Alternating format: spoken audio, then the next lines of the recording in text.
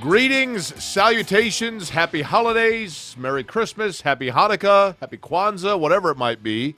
My name is Jake Query. That is not Derek Schultz, but it is the new, improved, better-looking Derek Schultz because Derek is taking a day off, a show off, which is well-deserved. This is Query and Schultz here on ISC Sports Network, and that, of course, is Greg Rakestraw, who capably fills in. Greg, how are you? I am good. I'm not sure if I'm supposed to, kind of stare awkwardly and smile just as awkwardly into the camera as Derek does.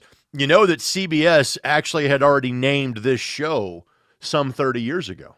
Really? Yes, Jake and the Fat Man. Was that on CBS? That was on CBS. I literally can picture the Fat Man. I forget the actor's name. I'm sure he's long since gone.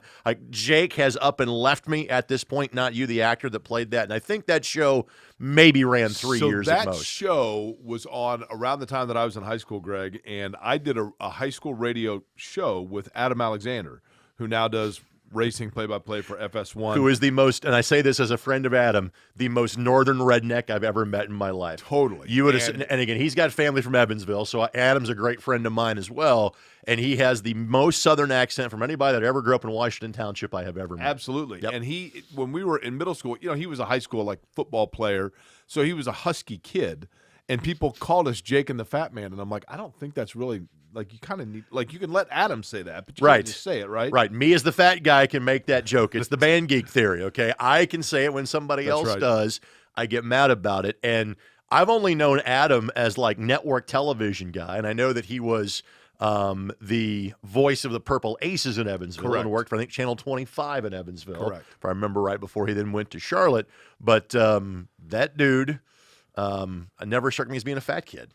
So husky. Okay. We'll say that. Well, I have gone past husky, guys, because I had the husky britches back in the day. I no longer have that. I liked husky britches. We have a lot to talk about, from the Colts to, I have a feeling, Purdue is going to be newsworthy here, maybe even over the course of the morning. But again, this is Query and Schultz here on the ISC Sports Network. You are watching it, of course, brought to you by Bailey & Wood, who are your mortgage home loan experts in Central Indiana. And the thing we love about Bailey & Wood, Greg, we love any company that is committed to local. And you're talking about committed to helping out people throughout Central Indiana and letting people stay at home and their money to stay at home when they are going and thinking about getting a new home and need that home lending expert. Bailey & Wood is exactly that. BAWFG.com is the website for Bailey & Wood. I was going to say, now, are you, because obviously you have a pop quiz every day on 93.5 and 107.5 The Fan. You play Get to Know Your Listener. Are you going to quiz me on every sponsor just to see how much I've been paying attention over the course of the last 2 years? We'll begin with this one with Bailey & Wood. Yes. We know about Bailey & Wood's commitment to the community because annually they raise money through what big-time summer event? They have a huge annual golf outing. They do indeed. That this year brought in the Marks brothers, as in Cathedral's own Mark Clayton and Mark Duper, not to mention bringing in Query and Schultz. That's right. We were there. It was a lot of fun. Yeah. And again, keeping that money in. Okay, how about this? Bailey & Wood, proud supporters of what high school football program? I believe they are proud supporters of Cathedral. Is that right? Close. Okay. Well, they're Cathedral, yes, because of Mark Clayton. Yes. Publicly speaking, okay, the Whiteland Warriors. Okay. Because all about the South Side. It's interesting. On my way to, I had a game in week 2 at Mooresville. Right once I passed the home of the Indiana State flag entrance into town, and I take old 67 to get to Mooresville High School. Past the Levi's outlet, And I also passed the Bailey & Wood mortgage location in Mooresville, just outside of Camden. So I'm sitting here thinking to myself, I can't remember the telephone number for Bailey & Wood. No worries, it's right here on my pen. 855-350-HOME. And you said that slowly. 855-350-HOME. Very easy to decipher and understand at the pace at which you used it. Greg. Yes. We are inside, by the way, the Lou Malnati studio, and we'll talk more about Lou Malnati's, the fabulous, speaking of home, Chicago deep dish style pizza that is now home here in Central Indiana. Multiple Central Indiana locations, including dine-in right on Ferguson Avenue in Broad Ripple. I believe it's 923. Right there, though, on the canal at Ferguson in Broad Ripple for Lou Malnati's. We'll talk more about the fabulous deep dish pizza there, but we are inside the Lou Malnati studio. Now, again, is this where I pick the fight with you about hashtag Midtown? Because I do tend to be on Team Derek Schultz because we're all three Midtown residents. Correct. So I tend to be part of the hashtag Midtown Army. Okay, let me ask you this. Yes. of the three of us in discussion about whether or not the central part of Indianapolis should be called Midtown. Yes. Which of the three of us is the only of the three that was born and raised in Indianapolis by Indianapolis residents? That would be you. Okay, so therefore Yes. Midtown, no, doesn't happen. Okay. Midtown is downtown because, as I was talking about with Bailey and Wood, they're on the south side, right? Right. So if you say Midtown, Like at locations all across. so Central Midtown Indiana. simply means the middle of the north side of Indianapolis. Indianapolis is all-encompassing. We are all one big collective family. So because if of you say Unigov. Midtown, you're that's right, because of Yes. Dick Lugar. Yeah. So you're ruling out too many people of Indianapolis by saying Midtown. I view Midtown as that kind of it incorporates many neighborhoods.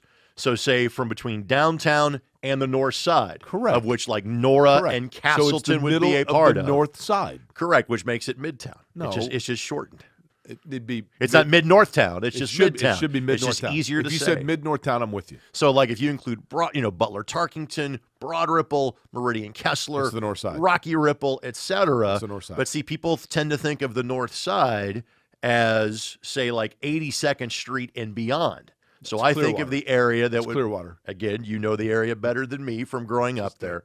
By the way, are you old enough? Because I heard this. I grew up in Southern Indiana, but I've now lived almost 30 years in Indianapolis, in the last 20 years in Broad Ripple, a.k.a. hashtag Midtown.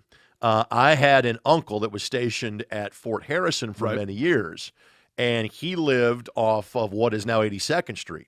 But when he was here in the 70s, it was still known as County Road 100. Correct. Are you old enough to be a part of that? No, but I am old enough to remember when 86th Street, which then becomes 82nd at the David Wolf Bridge, when you cross over the White River. I remember when the Fashion Mall, it was the Bazaar back then, but the mall as we know it today it was then Jacobson's, then Nordstrom, now Saks.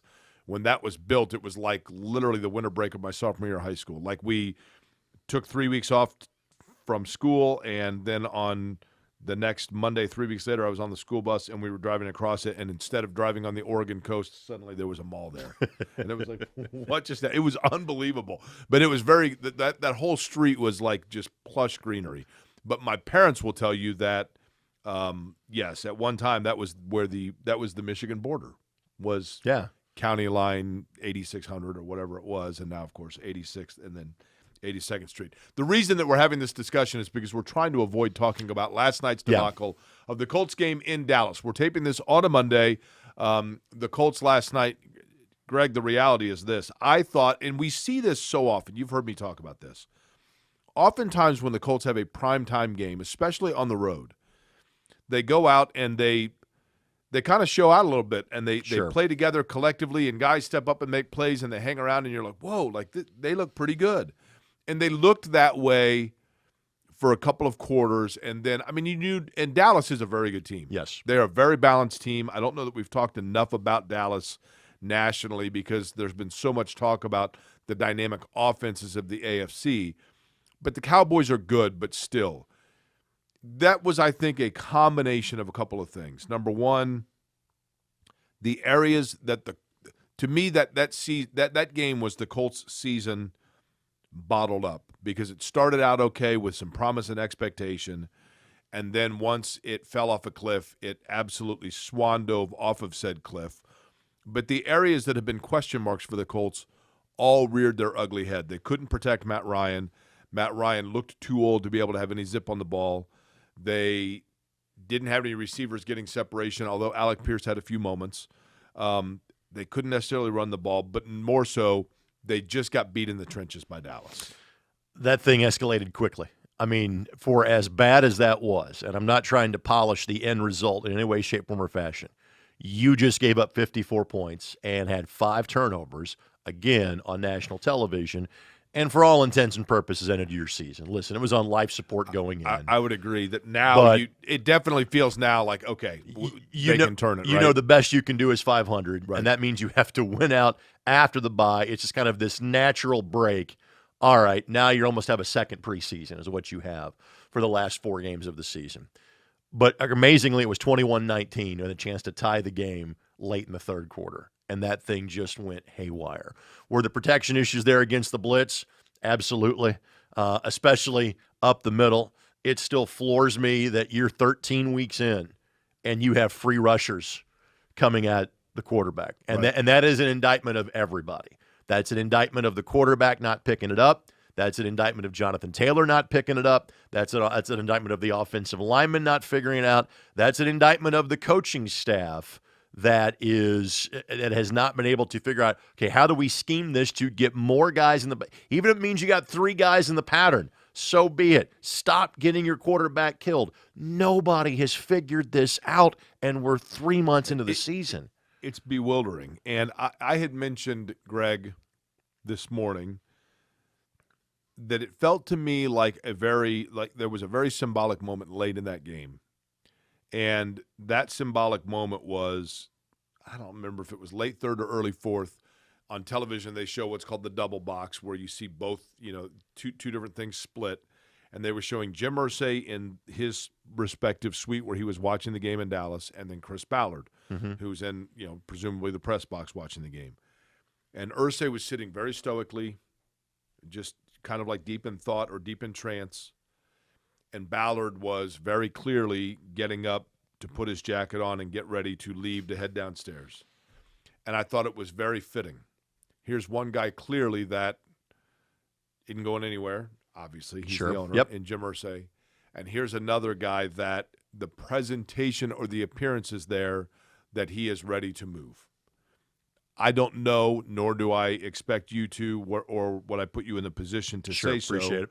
Because you do the post-game show and et cetera. But, and let me be clear, no one at this point knows other than maybe Jim Irsay what the future is for Chris Ballard. But it did appear to me, Greg, that if Jim Irsay was at a point where he decided to go ahead and completely change direction of the ship, last night was the game seemingly where those waters would funnel that way. It's at a breaking point. It's at a turning point. And once you make a certain number of changes, then the onus for the next change then goes to somebody else. In other words, obviously we've had this debate over the last decade when we had the critical point of, is it Grigson or Pagano? Well, Grigson goes, and a year later, it's Chuck Pagano that goes. Seemingly now this is on warp speed. Frank Reich goes, the offensive coordinator goes, and at some point in time, you run out of fingers to blame. You're right. And then it's going to get to the next person in line. And that next person in line would be Chris Ballard. Everything is being evaluated. Now, again, you hit the fast-forward button on that, knowing you're not going to be a playoff team. And, yes, mathematically, this team is still alive because the Titans have hit a skid. And, yes, I think we're 3.5 back with 4 left to play in terms of a wild card position. Again, realistically, that is not the case. So everything is now evaluation for next year from a player standpoint. But, frankly, that now goes to position coaches, coordinators, even though there's not really an offensive coordinator right now, and that applies to the general manager. Greg, when you look at all of those things, the 2 cornerstones for a franchise are head coach and quarterback. Yep. Well, the Colts realistically are going to have a new one at both next year. So you're starting all the way over again. So if you wanted to make a change in terms of your organizational leadership, it would seemingly be the time to do it, number one. I'm not sitting here campaigning for that. I'm just saying things would line up for that if that's what you wanted to do. And this is really the first time that you have been kind of in this place in 11 years, dating back to 2011, dating back to when you had Peyton Manning being injured. You were not sure if he was going to play again. Obviously, different draft position and different level of quarterback coming out in terms of Andrew Luck. But that was the time when Jim Irsay completely cleaned the decks. That was supposed to be a rebuild.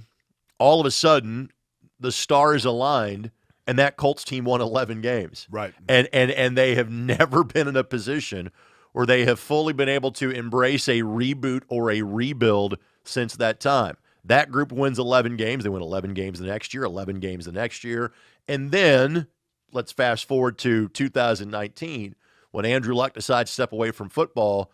I understand why you've been trying to kind of patch the quarterback position since that time, because you've got all the other pieces in place, or at least felt you did. Right. And so I understand the logic of how the Colts have operated at quarterback in 19, in 20, in 21, and in 22. And it just, At some point when you've been patching this entire time, the tire's going to blow. I still and we're maintain, at that point. Correct. That point is true. I still maintain that part of, maybe not even consciously, but subconsciously with Chris Ballard, part of why going out and making the pledge to rebuilding with a young quarterback and building around it, part of that also is because that's when truly as a GM the clock starts for you. I wouldn't go that far. I think it's just simply about, are you playing winning football? And this team has won to a certain level, not the level that has been expected. And again, I guess I view it more short term. And I used this phrase on the post-game shows last night, since as we are talking, you and I have done 6 hours of radio, in the last 12, right, in talking about last night's game. But think about the precedent that was set at the end of last year at 9-8, that wasn't good enough. And I'm not disagreeing with that. And so you made a change at quarterback. What is your way to get better at quarterback for the next year without having a first-round pick? It's to go out and get another veteran in terms of bringing in Matt Ryan. I think this is the first time that this team can truly say, look where we are now. But here's the problem, Greg. Right now, the Colts, and this was my worry last night, to be honest with you, going into the game, because obviously you're the second, you're the penultimate game of the week, right? Sure. So going into the game, I'm looking at it, I'm going, wait a minute. Pittsburgh won. There were a couple of other teams. Detroit They won. gained 4 draft places before they even took the field last night. Correct. That's the point So you're I'm thinking to making. myself, oh my goodness, if they go out and win, they are, in other words, the table was set for them to make a pretty substantial leap in the draft rankings. Right. And I thought, and they're playing well at the beginning of the game, and I'm thinking, they're going to screw this up. Now, as it stands right now, they would draft 9th. Yeah. Among the teams that draft in front of them, Houston. Quarterback. I'm not going in order here. I'm going off the top of my head on what Chicago is second. Correct. Not a quarterback. Not a quarterback, right? Now, amazingly, you know who's sitting 3rd and 4th right now? Detroit is one of them. Detroit has the Rams pick. Okay. And Seattle has the Broncos pick. Seattle, okay. So Seattle could be a playoff team and drafting in the top 5. And now the question is, do you mess up what you've done with Geno Smith, or do you say, you know what? But we like this guy. Let's keep rolling here and let's potentially trade the pick or go with somebody else. Geno Smith, though, is how old? Geno would be 32, See, that's, but he's got a lot less mileage in the tires because he basically hasn't started in 8 years. No, you're right. But I think still, I think Detroit's going to be looking quarterback. Yeah. I mean, excuse me, Seattle's going to be looking quarterback. Okay. Detroit's interesting because of Jared Goff, but I don't know where he is contractually. Maybe a year left at most. Great, he'll be the Colts' next quarterback. So Detroit, let's say Detroit goes quarterback, Seattle goes quarterback, Houston goes quarterback. Chicago doesn't need a quarterback, Right. but they need pieces. Right. Does Chicago? And let's say this, obviously, has a guy in the building that knows everybody in Indianapolis, as in Matt Eberflus. Right. As in easy to make a phone call and say, hey, let's talk shop and let's be money hall and let's make a deal. So if the Colts want to move up to 2 for a quarterback, does Jonathan Taylor come into play? I wouldn't think so with just having a year on his rookie deal. Because here's the thing: what pieces does Indianapolis have to move up? Right. Yeah, I get that. That's right. the challenge, right? What does Indianapolis have that anybody wants? And I'm not sure they would move up, to be honest with you. I think it may be the trying problem to. I know quality of quarterback trying to play the waiting game. 3 to 4 quarterback, right? I get it. Again, Houston, Detroit. Let's say Detroit doesn't go quarterback. I think they would, but let's say they don't. Right. Okay. Well, let me rephrase that. Detroit would. Let's say Seattle doesn't. Yeah. Geno Smith. So let's say Houston, Detroit, they go quarterback. There's 2 of them gone right there. Right. Then you've got and I'm not sure where Carolina slots. Carolina would have to draft a quarterback, right? Correct. Yeah. So there's 3 right and right there. now they're in front of the Colts. And I think there are 3 probably what are seen as potential franchise quarterbacks in this particular draft. Right. So maybe you've got to move up, right? And I'll be honest with you, I have now gotten my mind to the point of, okay, what do the next 4 weeks need to look like for the Colts? Right. I still have not locked into, okay, quarterback draft class depth chart. Well, I'm like, that will be January through April Greg. in my mind. So the question then becomes this for the Colts. If you are, and I think the real challenge here for the franchise is these are probably 3 different answers depending on who you're talking to. For example, if you are Jim Irsay, you want to see what the next 4 weeks? If I'm Jim Irsay, I want to see Sam Ehlinger play. I want to know exactly what I got at the quarterback A healthy position. scratch yesterday, by the way. Right. But again, you have that natural break. You've got the bye week. Frankly, I'm not sure I wanted Sam Ehlinger playing in Dallas, being the Texas kid. I'm not sure I wanted that. Now let's see if we can do the last 4 weeks. But that extends other positions too. I want to know exactly what I got in Mike Strawn. I want to know exactly what I've got in Desmond Patman, who's been on the practice squad because we've talked to these guys for 2 and 3 years. Are they ever going to be contributors? Mike Strawn in particular is one that we've been waiting on. Right? Got a handful of snaps last night, but that was it. I want to see Nick Cross, and that's not a knock on Rodney McLeod. Rodney missed a couple of tackles last night. The one on CeeDee Lamb, the touchdown, that's just a phenomenal athletic play. There's nothing that McLeod did. McLeod could be like Mike Adams. A guy that you thought, hey, he's just going to play here for a year. Yeah, he gave you 2 or 3 years. $10 bill you found in your pocket. Right. It's the second coming of Pops, and I almost would go to Rodney and say, listen, we're going to dress you. You may not play as much. We want you here next year. We just have to see what we've got in the kid. The same thing with Rodney Thomas. Again, you can still get some reps from Julian Blackmon. I want to see the young guys that you're going to have under contract for next year. I want to see what those guys can do.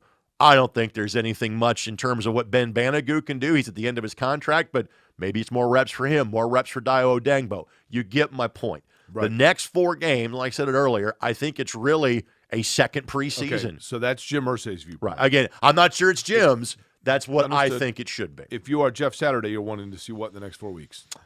Again, I'm not so sure Jeff, because we talked about, hey, is his role really going to be in the front office going forward or going to be as the head coach going forward?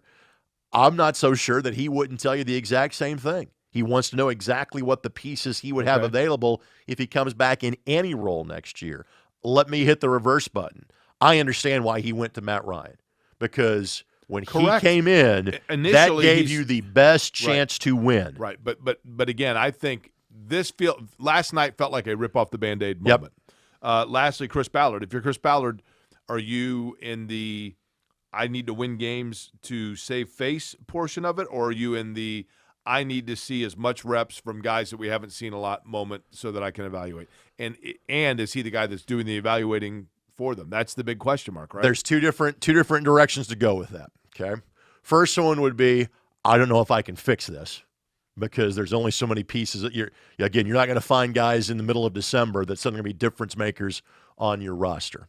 But again, if he is thinking long-term, as every general manager should, he too should be thinking, let's play the young guys and see exactly what we've got, so you get the biggest snapshot of what your needs have to be during the course of this offseason.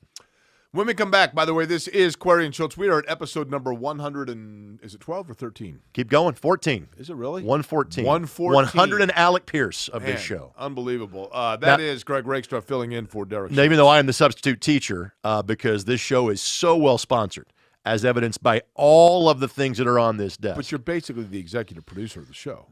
Well, thank you. I'll add that to my many job titles. Should we talk about our folks at Lou Malnati's and who's cooking? Absolutely. Anytime we could talk about Lou Malnati's. And again, if there's a dish at Lou Malnati's, don't hit me with that, please. I will not. That would be Jake and the Fat Man worthy. The white pie at Lou Malnati's would be the way to go. And I hear that is a limited offering, that it's going to be gone by the end of the month. Are you serious? That's what I have been told. You need to get in there, because we saw it and experienced it for the very first time when the Colts were getting ready to play in Denver for Thursday Night Football, and we did the show in the dining area of Lou Malnati's. Let me tell you something. This time of year, when the weather changes, it's cold outside, and you're thinking to yourself, I want somewhere cozy and quaint to be able to watch a game, have a pizza, drink a beer, all of that available at Lou Malnati's. Again, not just the Chicago, what they are so famous for, deep dish pizza, but also the white pie, which, how would you describe it? Like a white Alfredo sauce, essentially, with the spinach in it. Spectacular. I probably have the cheese name wrong. I would call it basically like a heart attack on a plate. The spinach makes it somewhat healthy. It does. But it's comfort food, and after watching the Colts game last night, you need comfort food. We're in need of comfort food. And again, Jake and I can argue as to what we call our overall glorified neighborhood. And while Jake has grown up there and now has had a half of century experience, I lived in Broad Ripple for 20 years. And I love the fact that we have now moved more and more businesses, not just on Broad Ripple Avenue, but north of the canal. And again, the construction is a nod to the old amusement park, correct? Like, was it Broad Ripple Amusement Park or Broad Ripple Park? Broad Ripple Park, which was tremendous. The architecture is cool. The pizza is better. Their gift cards would make tremendous stocking stuffers, too. Fabulous. LouMalnati's.com. And again, you can do carry out from a multitude of Central Indiana locations, but the dine-in in a cozy place right there in Broadwell on Ferguson on the canal. Okay, Greg, in terms of our Here's Who's Cooking, I'm going to go with somebody that you're going to laugh at. Okay. Because it's a Colts player, and certainly the Colts were not cooking last night. And I'm not saying that this particular player had some sort of a breakthrough standout game, but just when the season was maybe starting to go to the point of like wondering, well, what happened there in terms of the development, at no fault of his, in my opinion. But there was an unbelievable, I thought, athletic catch for a touchdown from Alec Pierce. Yeah. And once again, he showed that even when covered, he has the body control and just the overall strength to make one-arm grabs. All you've got to do essentially is get the ball in the vicinity for him. I realize there might be better candidates, but for my guess who's cooking, I'm going to go, or here's who's cooking with Lou Malnati's Who's Cooking with Alec Pierce. I'm going to go with Kwity Paye for mine. That's good. And again, Quity's issue has not been how he's played this year. He's had a couple of different ankle injuries. When he's played, yeah. So he's missed, 5 or 6 games, I think, at this point of a possible 13. But last night had the Colts' only sack, had 9 total tackles. And, again, has the defense slipped the last couple of weeks? Yeah, they have. But at the same time, you look at the guys that are making tackles. Zaire Franklin had 10 last night. Kwity Paye had 9. 9 tackles and a sack in your first game back, and 9 tackles from the defensive end spot, period. That's impressive. Kwity Paye gets my nod for Who's Cooking with Lou Malnati. Zaire Franklin had kind of a boneheaded penalty at one point, but I'm a fan of Zaire Franklin. Because he's just one of those guys. He reminds me of a Gary Brackett in the fact that he's just a smart player that more often than not is in the right place at the right time. And we can talk about changes that are going to be upcoming on this team in the offseason. He's going to stay as a starting defensive, as a linebacker and a defensive captain too. And again, that was more of a heat of a moment penalty. That's a football play. Does he make expendable other guys who make more money and are bigger names? If you're referencing Shaquille Leonard, I think that will come down to injury. Yeah. I really think where Zaire has a bigger impact is I'm not sure you're going to be able to keep both Bobby Okereke and E.J. Speed. Right. And I'm not sure what the salary cap relief might be in a situation like what Shaquille Leonard, knowing he's all of, a year or two into a new contract. And so my guess would be is that only one of Bobby Okereke and E.J. Speed are back, in part because you've got a guy like Zaire Franklin. Speaking of back, is everybody that put Purdue into the Big Ten championship game, and I'm talking about off the field, are all of them going to be back next year? Might be something brewing in West Lafayette. We will get to that and more, including our Love That Play, when we return to Query and Schultz here on the ISC Sports Network.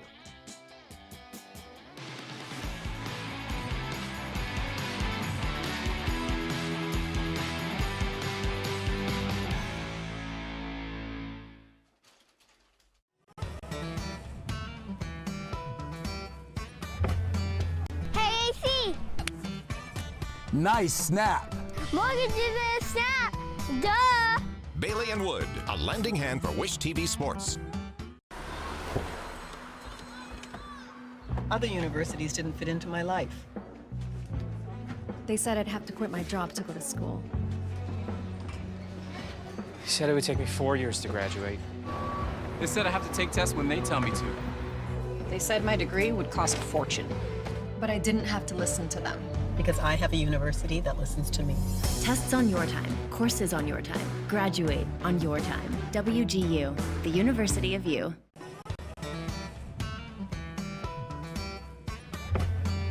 Hey, AC! Nice snap. Mortgage is a snap! Duh!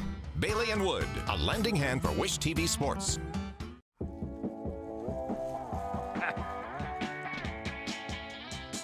The things in which you miss.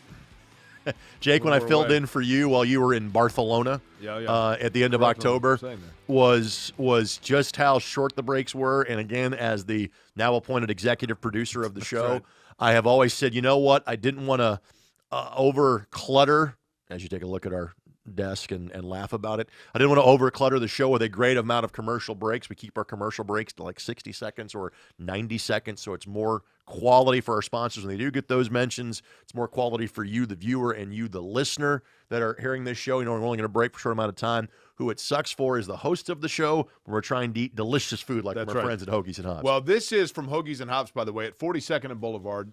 what I love about Hoagies and Hops, a couple of things. Can I eat now while you're Absolutely. waxing? Okay, thank you. We know in central Indiana, do you need any of the, I got Please. Peppadew, Peppadew. Oh, wow. peppers, Yep. I'm good on peppers. Provolone, Sure. Thank you. lettuce, tomato. You need lettuce? I need those tomatoes, man. Huh? I need those tomatoes, man. Okay. Okay, stuff. Thank you. Onion? You're good. Thank you. Okay. This is the Shipyard, by the way. Uh-huh. The Shipyard is tuna salad from Hoagies and Hops. And what I love about Hoagies and Hops, what I was saying is, I love anybody. In Central Indiana, we have a great pride about being from Indianapolis, right? And I can absolutely respect the fact that Hoagies and Hops pays homage to their home, which is Philadelphia, one of the great sandwich places anywhere in the world for that matter. And they brought it right here to Central Indiana. And certainly they pay tribute to Philadelphia, but with a almost tongue-in-cheek understanding of the fact that their heart now in Indianapolis, in the area at 42nd and Boulevard, kind of looks like South Philly, to be honest with you, the corner that they're on. But Hoagies and Hops, absolutely fantastic. We would love for you to go in, try out. How is the Shipyard there? Greg? It is fantastic. I'll handle this. You enjoy a bite because Santa is visiting Hoagies and Hops tomorrow, as in Tuesday. Bring a canned good for their drive to donate to Boulevard Place, St. Vincent de Paul. That is literally across the street at 42nd and Boulevard. And again, the Shipyard has become like my second or third favorite. And I mean, like literally, if you go to Hoagies and Hops, you'll enjoy the entire menu. But the pit twist would be number one for me. When I'm trying to eat a little bit healthier, this is the choice in terms of number two. You can never go wrong with the Philly cheesesteak. Phillyopoulos is what they call it. Do you think it's weird that I put ketchup on my Philly cheesesteak?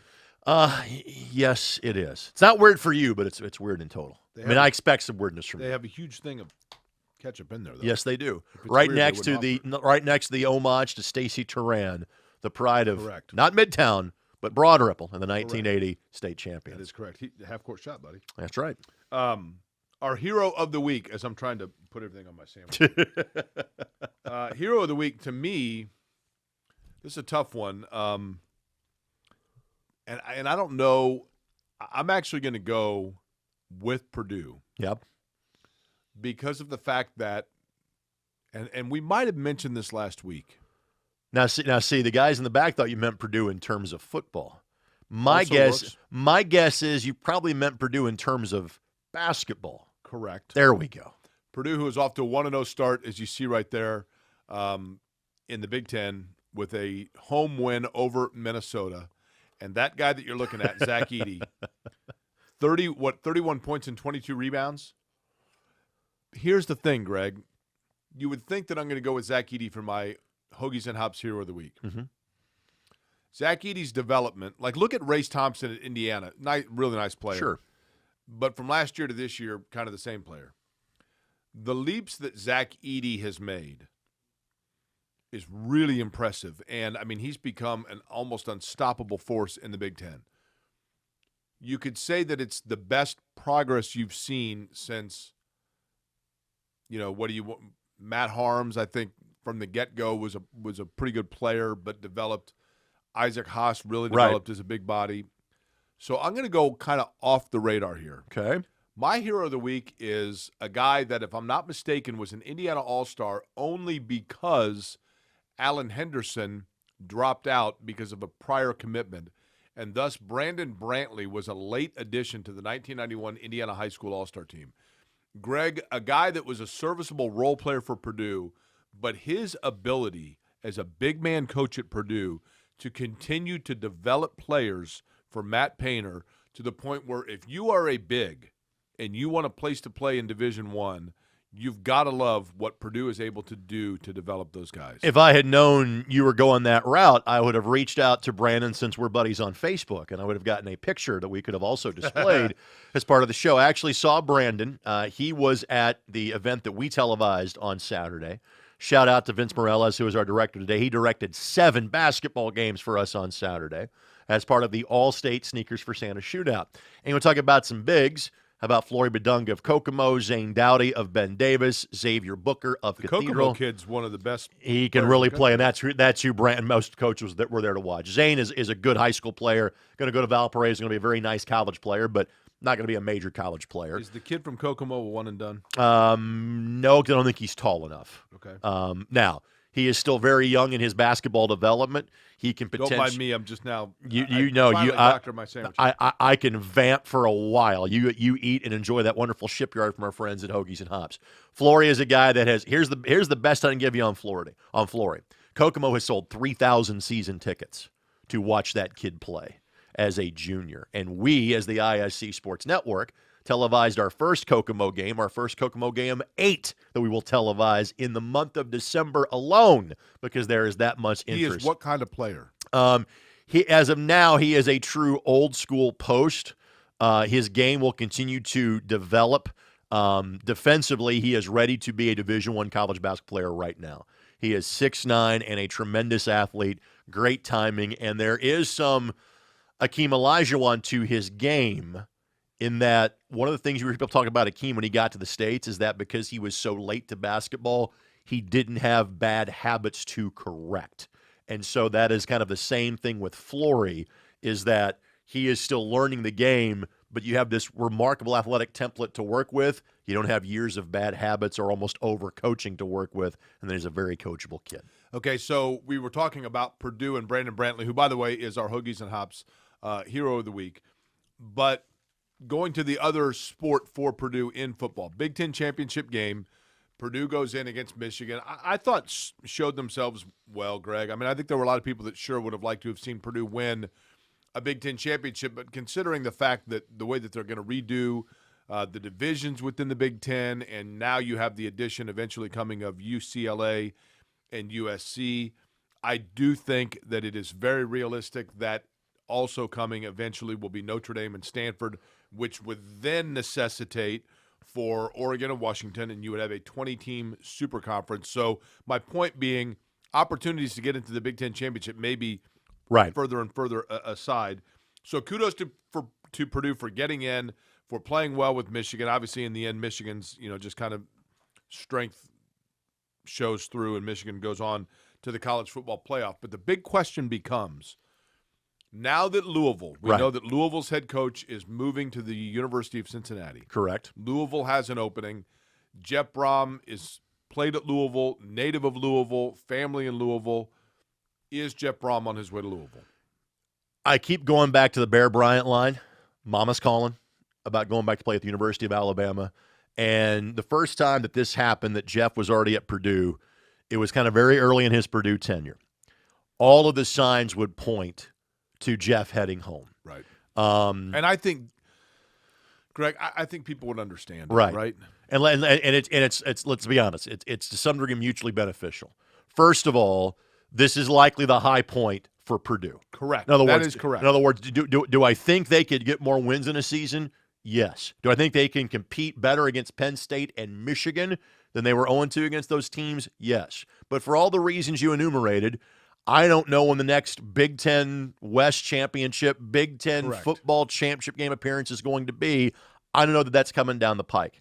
Let's face it, Mike Babinski, I think we all would say, has done a really good job at Purdue, paid through the nose to get Jeff Brom. And for as successful as you have been, this is also a chance for Purdue to kind of get out under the weight of that contract by letting him go on to the University of Louisville. Well, there's a bit of a win there for Purdue, too. And the thing you would say is this. Jeff Brom spoke at I can't remember what the event was, but it was about a year ago. And he was asked about when Louisville had that first opening when he just had gotten to Purdue. And he said, and he was talking to a Louisville partisan crowd, admittedly. But he said, listen, the timing just wasn't right. When I go to Louisville, you never say never, but the timing was not right that go-round. The timing might be right. And the reality is this, and that is that Jeff Brom, if he were to leave, and I'll be honest, Greg, I have nothing to base this on, but he leaves, I think he'll go there. Sure. He will be leaving Purdue football in a much better position than when he inherited. Absolutely. And let me use my Southern Indiana background and growing up as a University of Louisville fan to enlighten the subject. So Jeff's family is athletic royalty in that town. Jeff's dad, Oscar, played football at the University of Louisville back when it was a far different place. He may have been there right around like when Tom Jackson was at the University of Louisville, like late 60s, early 70s. His older, it's very Manning-esque to be blunt about it. His older brother, who is on the staff, Greg, was a receiver at U of L when Jeff went to U of L. when Jeff played at Louisville, I was in high school. So, I mean, I literally grew up watching him play at the University of Louisville, and I remember him being such a star at Trinity. He was a good player, right? Right, and he was a great – I mean, he played 10 years of professional football. He was never more than a second or third string quarterback in the NFL, but he was also a guy that played some minor league baseball as well. And there was talk, hey, you can be a pro baseball player.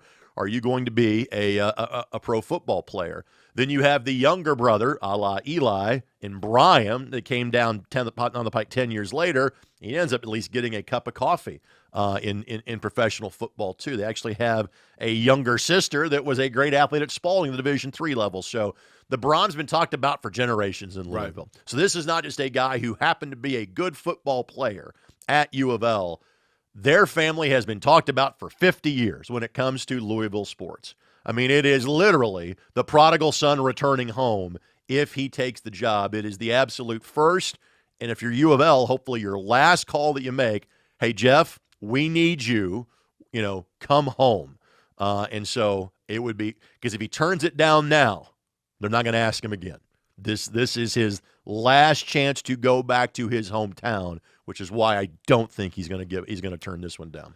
So Purdue goes on now to play in the Citrus Bowl against LSU. LSU, of course, was blown out of the building in the SEC championship game against Georgia. Georgia moves on to the college football playoff to take on Ohio State, who is fourth seeded. And then your 2-3 matchup will be Michigan and TCU. TCU coming off their lone loss of the year, kind of backpedaling their way in, but, again, losing in overtime to Kansas State.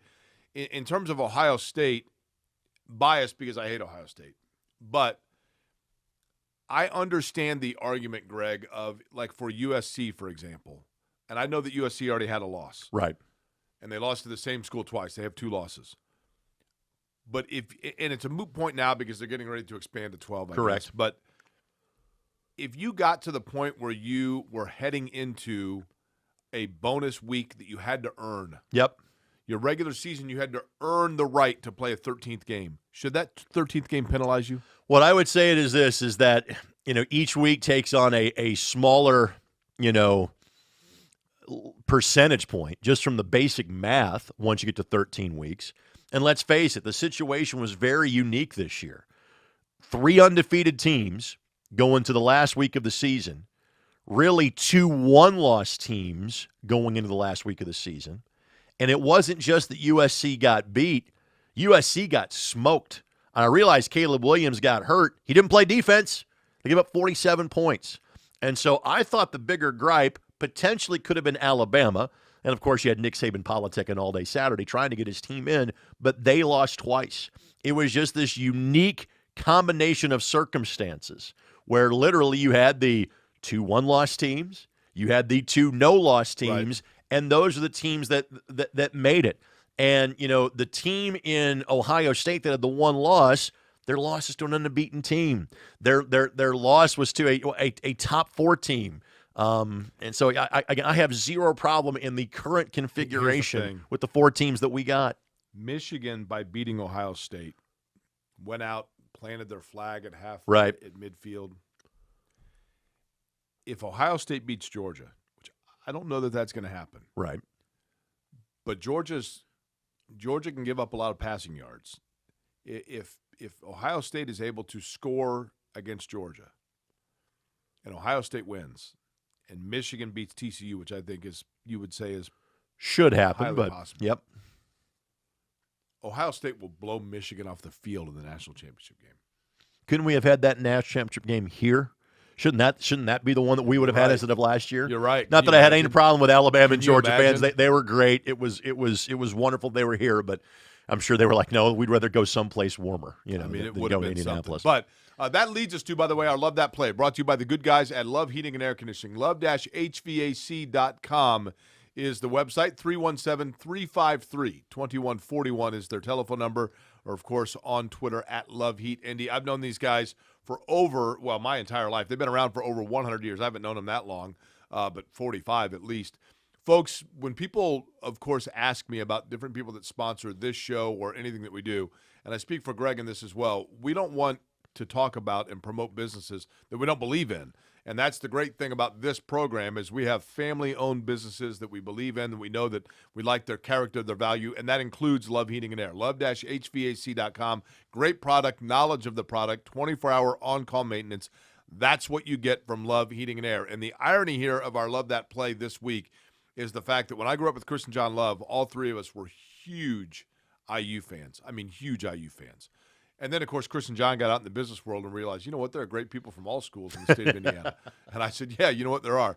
I'm going to simply give it kind of an all-encompassing Love That Play to go back to what we were talking about, and that is to the accomplishment of Purdue in a division in the Big Ten West that seemingly was the division nobody wanted. Yep. When it came down to it, it was Purdue, it was Wisconsin, it was Minnesota, it was Illinois, it was Iowa, all vying for the right to go and represent that half of the Big Ten, and Purdue was the one that stayed the course to get there. So to play in the Big Ten championship game at Lucas Oil Stadium, then I say salute, boiler up, and that is our Love That Play. By the way, again, I don't have the length of time being friends with John and Chris the way you do, but I'm such a fan of Love HVAC, Love Heating and Air Conditioning.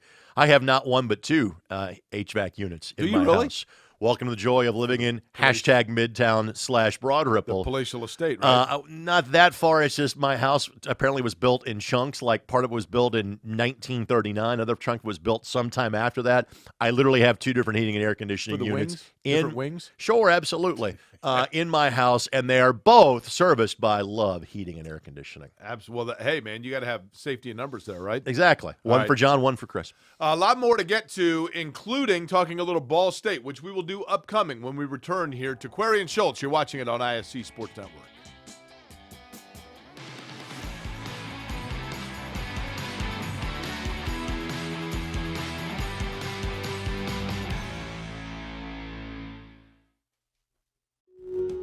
Hey, I'm Jeff Saturday, and my favorite thing when I was a professional football player was Indiana. The Hoosier State always made me feel like family. That's why I trust Indiana's hometown mortgage lender, Bailey & Wood. This family-owned company not only gives back to the communities they serve, but also with their 5-star customer service, they can close on your dream home in days, not weeks. So remember, Indiana, you can always get your mortgages at a snap with Bailey & Wood. Hey, Jeff, how does this look? Yay! Not bad, bud, but let's stick to mortgages. McCulling in time. Oh, no! It's good. This one is caught. There you go. Wow, Dawson makes a great catch. Spin, win, 3, bury it for Leland Walker. Tie the game they do with the dunk by Malik Edmonds. What a play. Oh, my goodness. I feel a little momentum starting to fall Ellen's way. That is Wrestler! Wrestler! Whoa!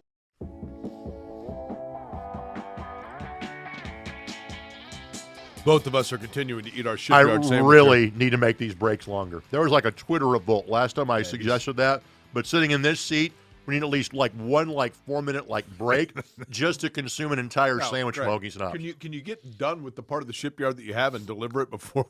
I'm doing this like Derek would do it. Just eat. I'm not going to swear about how good the sandwich is. Greg has a ship in port, but once he's done with that, we'll get back to his thought here, right? My wife is. I have a shit. No, I'm just kidding. Just kidding about that. Time to talk a little Ball State sports, as a matter of Chirp, fact. chirp.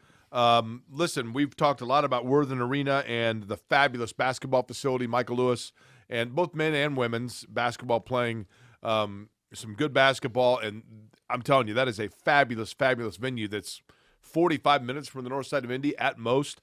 But there is news to talk about from the Ball State standpoint in terms of their football program.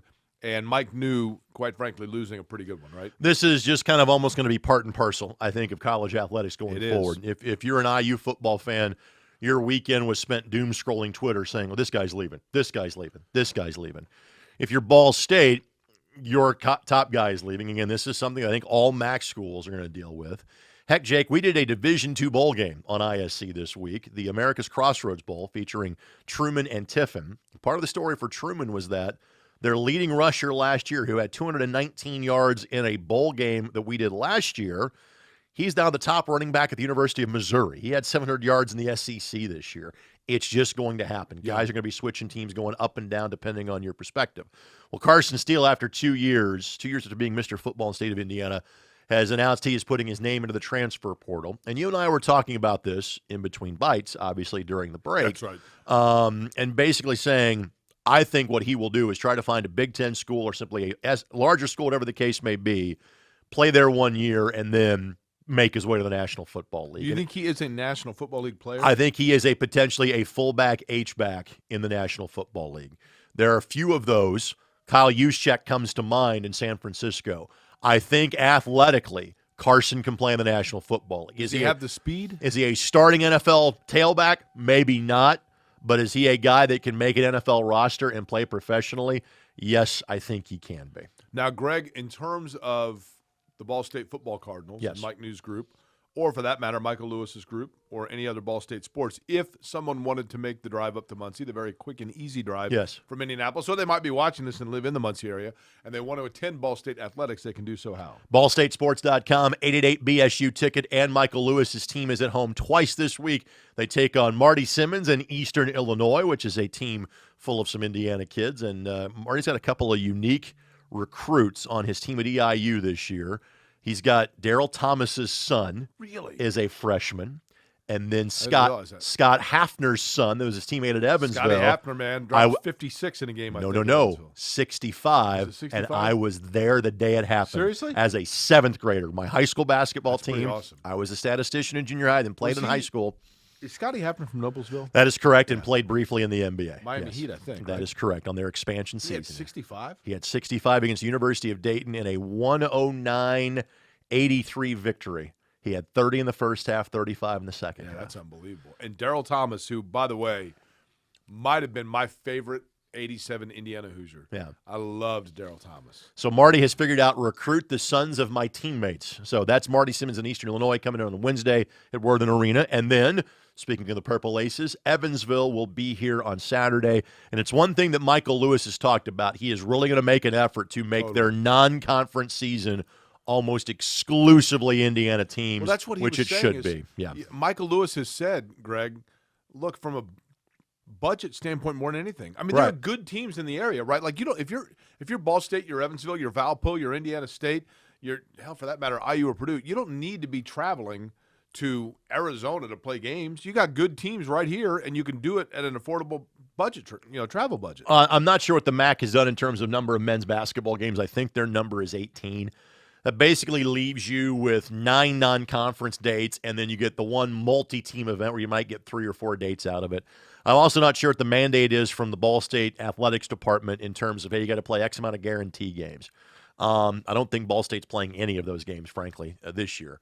But they got lucky, and they landed kind of the remnants of the Crossroads Classic, of being the Indy Classic now. They're going to play Illinois State coming up at Gamebridge a week from this Saturday on the 17th.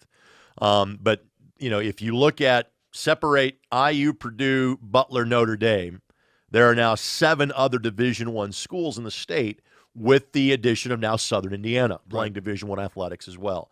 And simply put, you can go, all right, USI, Valpo, Indiana State, Evansville, IUPUI, et cetera. There's 6 non-conference games right there.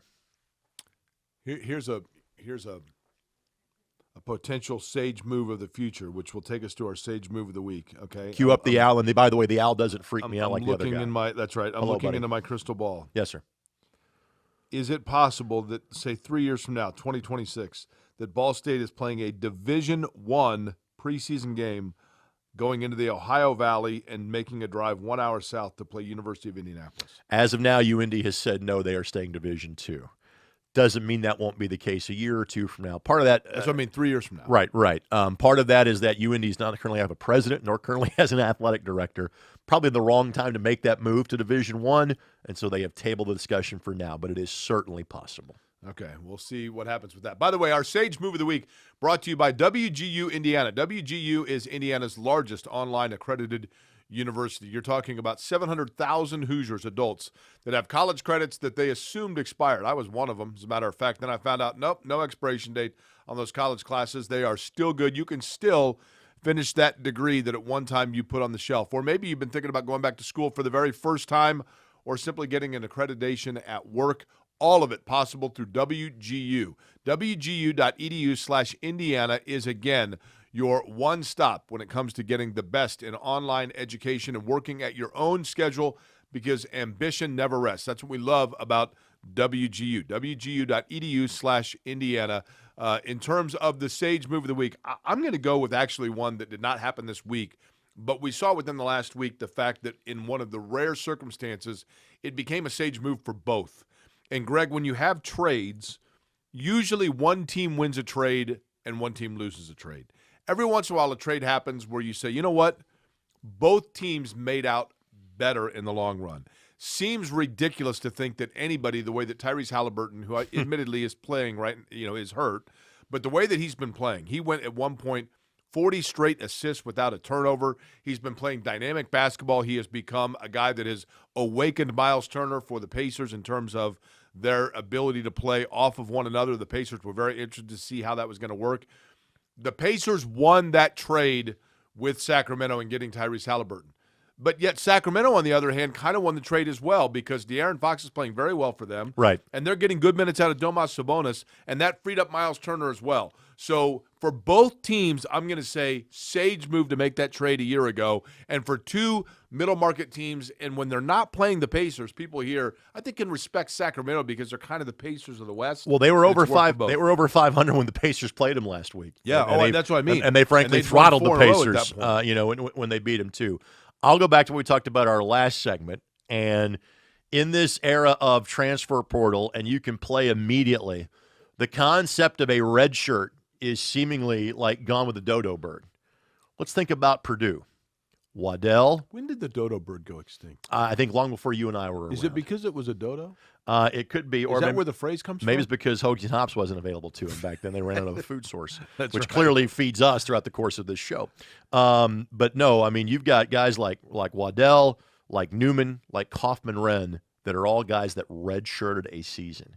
And when they talked about this, they didn't go elsewhere. Right. They stayed and were convinced by Matt Painter, this is what's best for you. This is what's best for the team. You'll be a better basketball player, and you will get more minutes by sacrificing this year down the road. The fact that all of those kids are rotational pieces for what appears to be, a top 10 team in the country, and again, a Big Ten favorite to me for those three young men and for the Purdue coaching staff that convinced them to do this.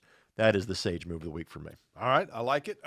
We still have some quick hits and as well our Chateau Kitchens Byard or Bullschultz to get to, right? That is correct, sir, yes. All right, and I didn't come up with any Byard or Bullschultz hypotheticals. Well, there are often times that Derek has two and goes, I ran out of time for a third. So you give me, I'm not sure I got time to finish this sandwich. You give me an extra segment, I can finish with the Byard or Bullschultz and give you three questions. We'll do it all when we continue to roll along. It is Greg Rakestraw, and for Derek, I'm Jake Query. It is Query and Schultz here on the ISC Sports Network.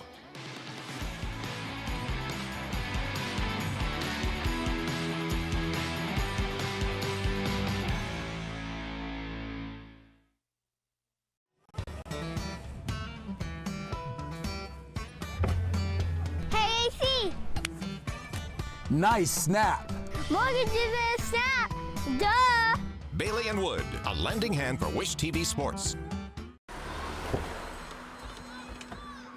Other universities didn't fit into my life.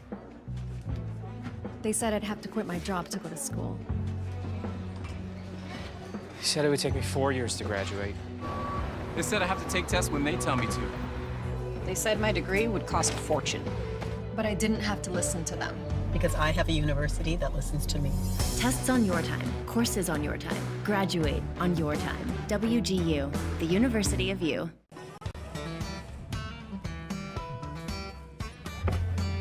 Hey, AC! Nice snap. Mortgages and a snap! Duh! Bailey and Wood, a lending hand for Wish TV Sports.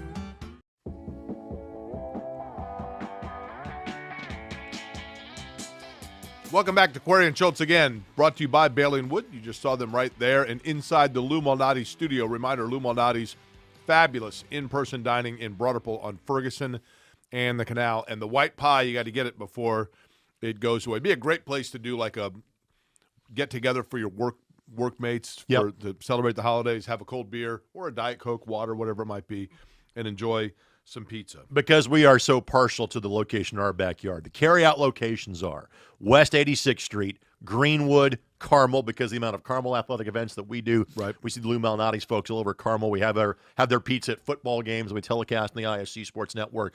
Avon location is coming very soon. So West Siders, you can have the carry-out experience too, but for the dine-in location, get to Broad Ripple, just north of Canal and off of College Avenue. Greg, for the first of our quick hits, I'm going to lean on your expertise here because I know that people from rooting with their heart standpoint, their favorite in the World Cup was the United States. We know now the United States is out. They have been eliminated after their 3-1 loss over the weekend to the Netherlands. But in terms of the reality of the favorite of those remaining in the World Cup, your, Greg Rakestraw, as the soccer expert, favorite in terms of on the field would be who? And who is the team that so far is the Milan that's crashing the party? The Milan so far would be Japan. Now, literally as we are taping this, they were playing Croatia this morning. So I will look up how that match is going.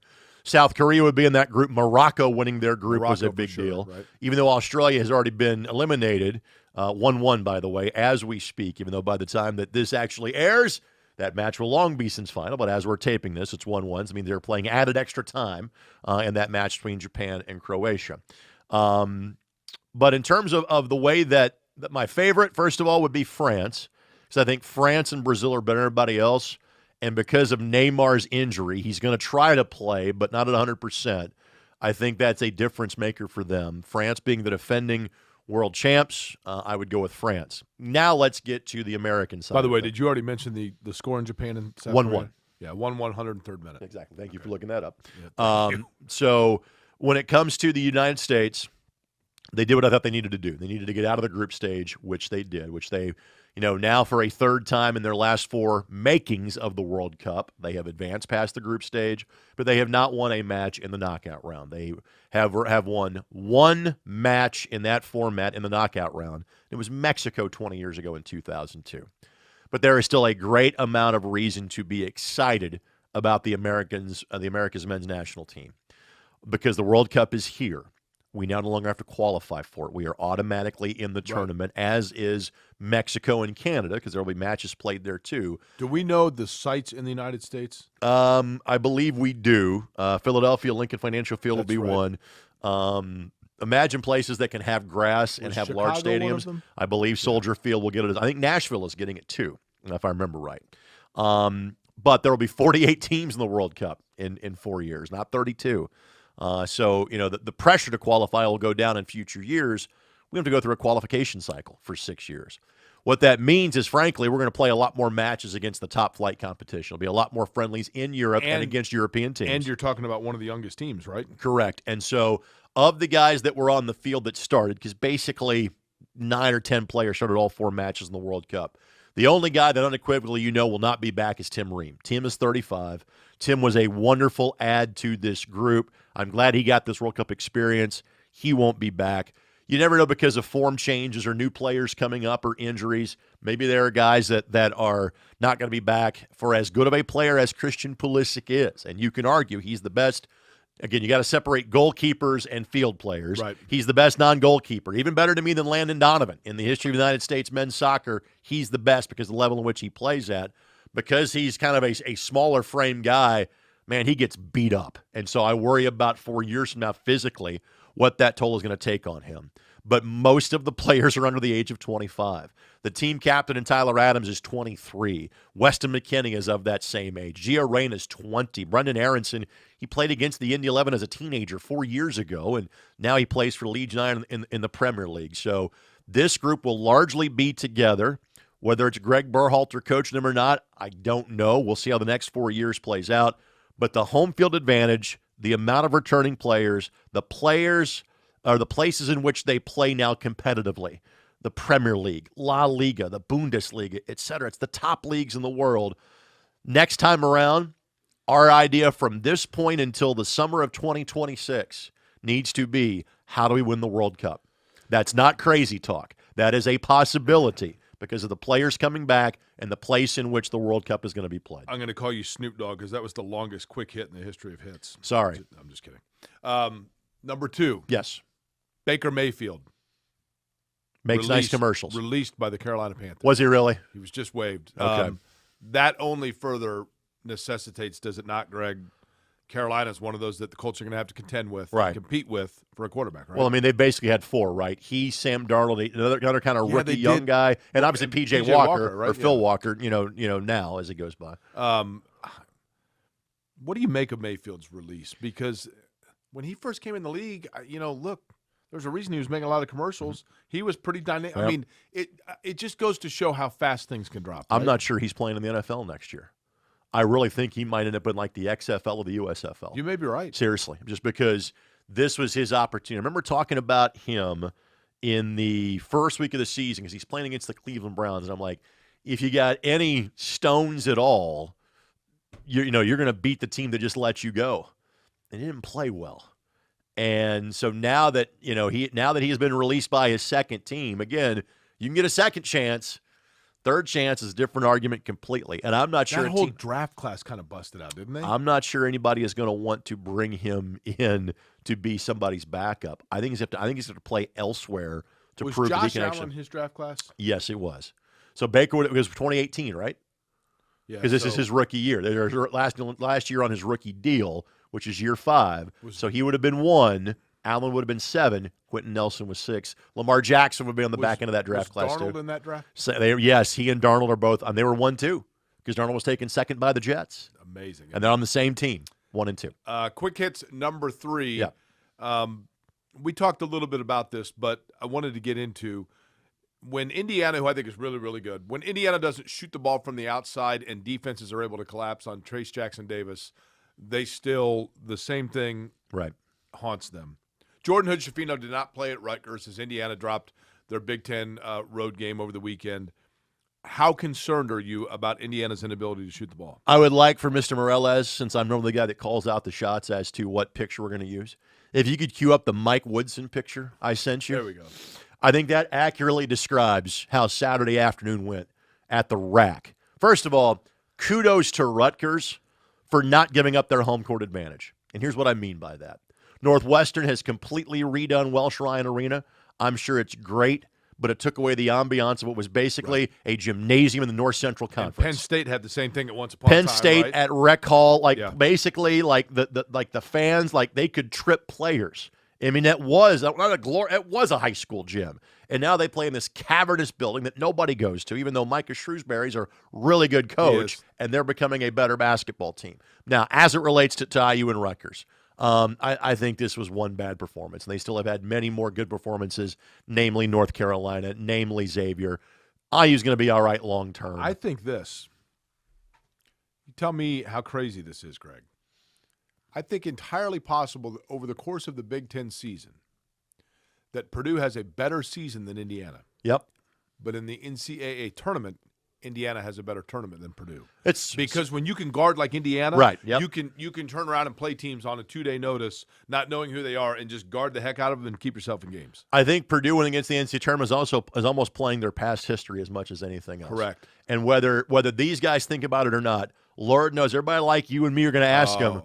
Hey, first Final Four in 43 years. Looking up at that hey, clock. Hey, making up for last year for St. Peter's. Hey, making up for the bad breaks against Virginia. And so while there is always the pressure of 5 banners and having not won an NCAA tournament championship in 36 years now, if you're Indiana, there isn't the pressure of more recent expectations. You can just kind of go and do your thing, where Purdue's going to be asked about this because for as good as this has been for Purdue and as to some degree pleasant of surprise start of the season has been, if they do well in January, February, okay, we've seen this movie before. Now what can you do in March? And that's going to be what they're dealing with.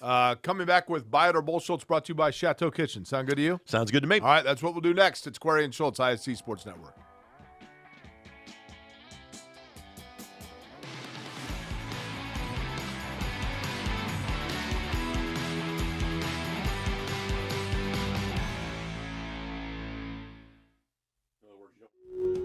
Hey, I'm Jeff Saturday, and my favorite thing when I was a professional football player was Indiana. The Hoosier State always made me feel like family. That's why I trust Indiana's hometown mortgage lender, Bailey & Wood. This family-owned company not only gives back to the communities they serve, but also with their 5-star customer service, they can close on your dream home in days, not weeks. So remember, Indiana, you can always get your mortgages at a snap with Bailey & Wood. Hey, Jeff, how does this look?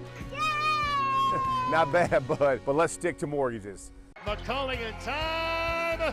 Oh, no! It's good. This one is God, there you go. Wow, Dawson makes a great catch. Spin, win, 3, bury it for Leland Walker. Tie the game they do with the dunk by Malik Edmonds. What a play. Oh, my goodness. I feel a little momentum starting to fall Lynn's way. Got it in the air. Wrestler! Wrestler! Whoa! Welcome back for a final time here on ISC Sports Network to Query and Schultz, brought to you by Bailey & Wood. We are inside the Luminati studio. My name is Jake Query. That is Greg Rakestraw, who we have named as the executive producer of this program. What is your title exactly with ISC Sports I am Network? the vice president of the ISC Sports Network. So before we get to Buy It or Bull Schultz, I wanted to give you the opportunity. This is get to know your executive producer. That's right. Tell me what's upcoming on ISC Sports Network, because this is a busy time of year for you guys. It is a very busy time of year for us. So on Wednesday night, Battle of Lawrence Township, LCLN, MyNDTV at 7:30. Then on Friday night, pair of doubleheaders, and I referenced the fact that we have picked up several Kokomo basketball games because of the interest in Flory Badunga. They are going to play McCutcheon and North Central Conference doubleheader. We'll have that one free stream, iscsportsnetwork.com. I'll be at Danville and South Montclair for Friends of Endeavor Communications. That is on Comcast 81 and a free stream on ISC2. Then on Saturday, 6 games in the All-State Sneakers for All-State. I did that last Saturday. Forum Tip-Off Classic. Read the bottom of the screen, dummy. That is the game at Southport Fieldhouse, and the key game, Ben Davis and Cathedral, number 1 versus number 2, play each other in the finale at 8:30, and I'll have the last 2 games. That one plus Zionsville and Penn on my NDTV 23. You know, speaking of number 1 versus 2, maybe not yet does this particular program ascend to number 1 or number 2 in a ranking, but getting pretty darn close. How about the Indiana women's basketball program? Yep. What they have done down there, and in particular, you know, finishing off a sweep for the men and women of the University of North Carolina over the weekend, or over the course of last week, but doing it in dominant fashion, Greg. I mean, this is becoming a big-time program. Well, there's been a lot of – what you also see is what's most important to me is not just the block that is made here, but the fans behind there. Correct. People are buying in and supporting this Indiana University women's team, the job that Terry Morin has done. And obviously, Terry, wearing the sweatshirt supporting Grace Berger, she also knows how to market NIL as well. She literally said, hey, I wore this sweatshirt so Grace can go make some money. And sales have gone through the roof because part of that goes back to the player. She is the player that was hurt in that tournament in Vegas over Thanksgiving weekend. At that ridiculous gym in Vegas. Now, the folks like you said, hey, it's just that didn't cause the injury, just kind of a play. But Grace is their top player, and so the fact that she's hurt is a problem. Just got to remember, too, that Sydney Parrish is now back after transferring back from Oregon, former Indiana Miss Basketball from Hamilton Southeastern High School. But after these back-to-back really good years for IU women's hoops, people are buying in, kind of like their soccer program is playing in the College Cup Final Four again this weekend down in North Carolina against Pitt. You know, they've had this historic run of success, 22 College Cups, 8 national championships. Well, IU soccer matches are a destination. People want to go see them play in Bloomington. Now the women's basketball team is being traded the same way, and that's really cool to see. Time now for Buy It or Bull Schultz, by the way, brought to you by Chateau Kitchens. When it comes to home remodel, whether you're talking about kitchens, bathrooms for that matter, in Derek's case, there's not an inch of his house that has not been redone. That's because each time that they finish a project, they love so much what Chateau Kitchens has done. Theoretically, they call them up to do another one. Now it's the basement, right, Greg? I need to be calling them up, too. ChateauKitchens.com, 818-0497. Of course, area code 317 before that.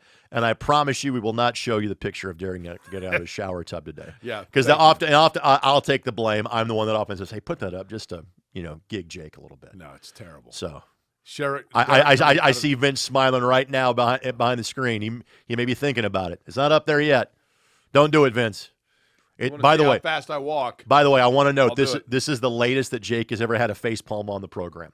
An hour and 13 minutes in, I set the new record for Jake not doing that until just now. All right, what do we got for Buy It or Bull Schultz? The Colts will not win another game this year. Buy it or Bull Schultz? Boy, that's a really good one. I'm going to go with Bull Schultz because, and let me tell you why, I do think that they probably will beat Houston at home to finish the season. Right.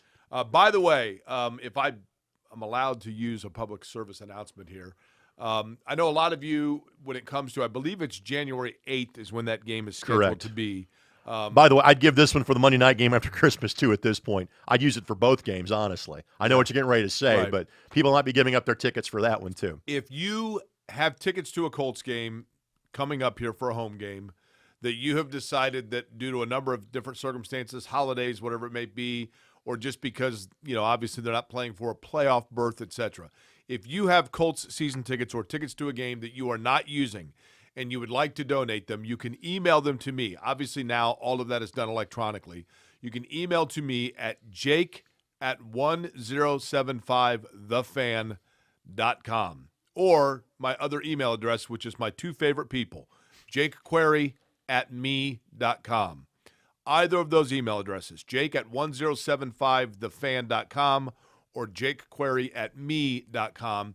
If you want to send me your tickets and donate them, I've gotten in touch with the United Way, with an organization called 100 Black Men, which facilitates and helps out mentoring programs for youth throughout Central Indiana, as well as two different IPS schools that I've talked to, where we are then facilitating for mentors and or teachers to take worthy children that would normally not get an opportunity to go to an NFL or live sporting event to be able to enjoy the game on the tickets if you are not able to use yours. So send to those, and we will forward them along. Thank you, Greg, for allowing me that real estate. Absolutely happy to do that. So let's make it Colts-related for our second Buy It or Bull Schultz question.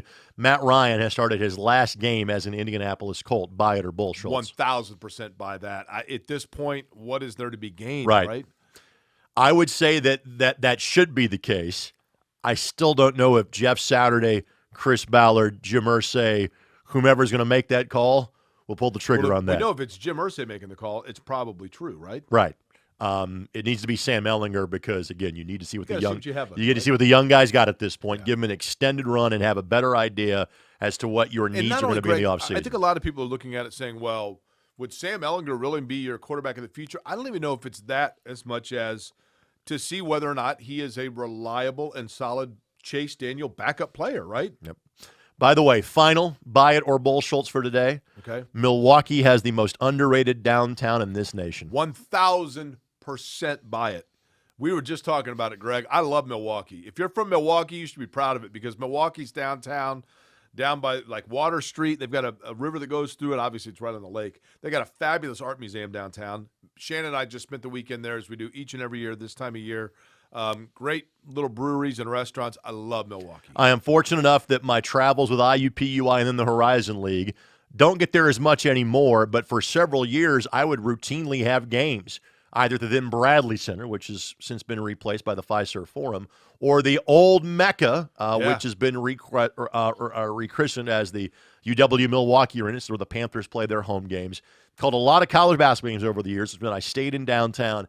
And I, too, am a big fan of downtown Milwaukee. Great city, man. And I hope for you at some point the Milwaukee Mile returns so you can enjoy that. To me, you can have both Milwaukee Mile and Elkhart Lake. You can get by with that. You can also go to all the Jeffrey Dahmer landmarks.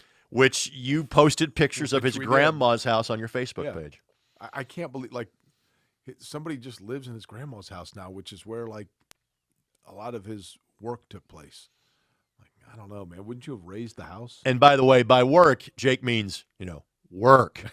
Not like his avocation, what made him famous, which is not a good thing. Yeah, that is correct. But Milwaukee itself, fabulous city, 4-hour drive from Indianapolis, depending on Chicago traffic, and well worth a weekend getaway. Absolutely. All right. Greg, appreciate you filling in. Thank you for putting up with the substitute teacher today. I appreciate that. Well, there's not really a substitute. He's the executive producer after all. One more time, ISC Sports Network this week. Absolutely. High school hoops on Wednesday. Frankly, if you go to our Clinton County games, we got games for you Tuesday, Wednesday, Friday, Saturday. Heck, we got Indiana Lions ABA basketball for you on Sunday. It's kind of like the British Empire back in the day. The sun never sets on the ISC Sports Network. All right, we'll be back with Derek, by the way, next week. Thanks, everybody, for listening and watching to Query and Schultz.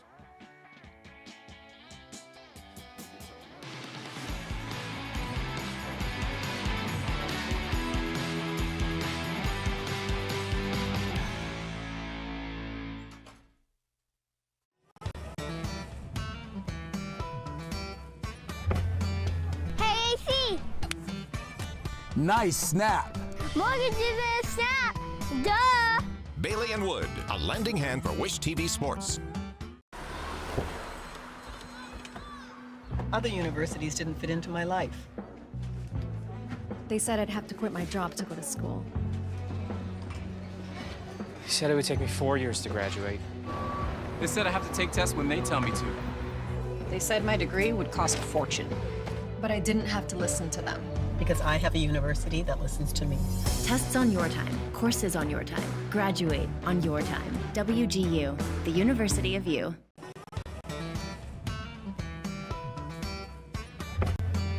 Hey, AC. Nice snap. Mortgages and snap. Duh. Bailey and Wood, a lending hand for Wish TV Sports.